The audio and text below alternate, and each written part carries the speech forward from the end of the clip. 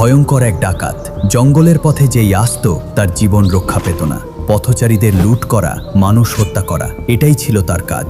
তিনি রত্নাকর, যিনি পরে হলেন মহর্ষি বাল্মীকি।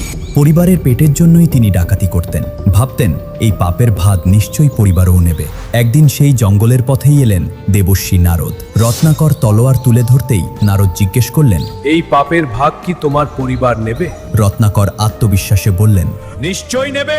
বাড়ি গিয়ে যখন জিজ্ঞেস করল, স্ত্রী বলল না, পিতা বললেন না। মাতাও বললেন না।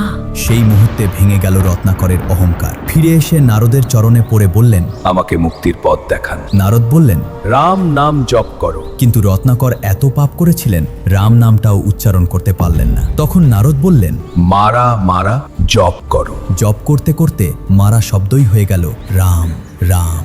বছরের পর বছর তপস্যায় বসে রইলেন তিনি। শরীর ঢেকে গেল পিঁপড়ের ঢিবিতে। সেই পিঁপড়ের ঢিবি থেকেই জন্ম নিল নতুন নাম বাল্মীকি। একদিন তার চোখের সামনে একজোড়া পাখির প্রেম ভেঙে দিল এক শিকারীর তীর। বেদনার সেই মুহূর্তে তার মুখ থেকে বেরিয়ে এলো পৃথিবীর প্রথম শ্লোক। সেই শ্লোক থেকেই শুরু হলো অমর মহাকাব্য রামায়ণ। কমেন্টে লিখুন জয় শ্রীরাম।